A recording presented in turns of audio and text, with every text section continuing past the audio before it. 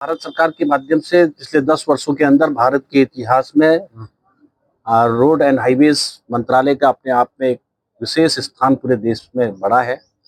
और नरेंद्र भाई मोदी जी के मार्गदर्शन में आदरणीय गडकरी जी ने जिस प्रकार से पिछले 10 वर्षों में रोड नेटवर्क को पूरे विश्व के मानचित्र में लाने का काम किया है, तो यह अपने आप में एक अभिनव प्रयास था और वो प्रयास का परिणाम हुआ। और देश की जनता आज भूरी भूरी प्रशंसा जहां भी जाते हैं हम रोड के मामले में करती है। और पिछले दिनों से ये जिम्मेदारी आदरणीय गडकरी जी के मार्गदर्शन में प्रधानमंत्री जी के आदेश के अनुसार मैं कर रहा हूँ। और जो जो भी मुझे वर्क काम दिया जाता है, हम लोग बड़ी ताकत के साथ, मेहनत के साथ 2047 के विजन को लेकर काम कर रहे हैं। 2047 में विकसित भारत का रोड नेटवर्क कैसा होना चाहिए, प्रधानमंत्री जी के गाइडेंस से उस दिशा में हम लोग काम कर रहे हैं। क्योंकि उस समय की जो रोड इंफ्रास्ट्रक्चर जो आज 2 लेन का है वो 4 लेन होगा, 4 लेन का 8 लेन 6 लेन होगा। कई नए ग्रीन फील्ड बनाए जाएंगे, तो उस पर हमारी डीपीआर का काम चल रहा है। बहुत सारे हमको ऐसा है जहां पर जो शहर बड़े हो गए हैं, शहरों में प्रॉब्लम्स आ रही है, तो उसके लिए भी हम लोग काम कर रहे हैं। अभी आपका दिल्ली देहरादून का हम जल्दी हम उसको माननीय प्रधानमंत्री जी के मार्गदर्शन में जो बन के तैयार हुआ है, गडकरी जी के आदेश के अनुसार, उसको हम बहुत जल्दी उसको खोलने वाले हैं, जिसमें हमारा 2-2.5 घंटे में लोग पहुंच जाएंगे देश की राजधानी से हमारे प्रदेश की राजधानी में।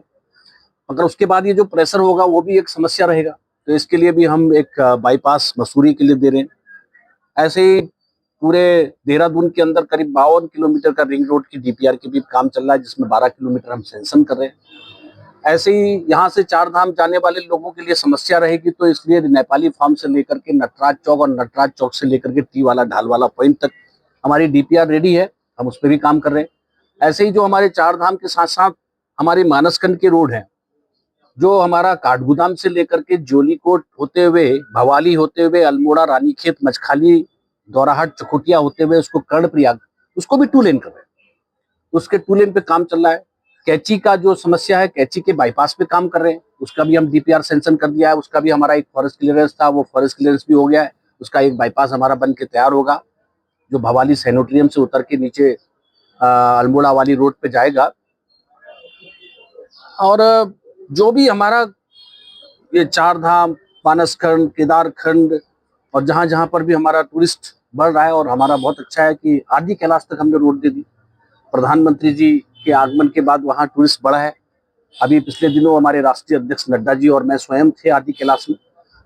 तो रोड नेटवर्क में उत्तराखंड को बहुत बड़ी सौगात मिली है, और इसलिए माननीय मुख्यमंत्री जी के सानिध्य से और लगातार हम लोग भी प्रयास कर रहे हैं।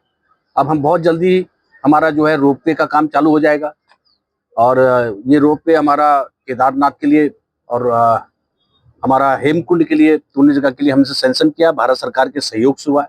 ये हमको बड़ी सौगात मिली है प्रधानमंत्री जी के माध्यम से, तो इस पर भी हम बहुत जल्दी काम चालू कर रहे हैं।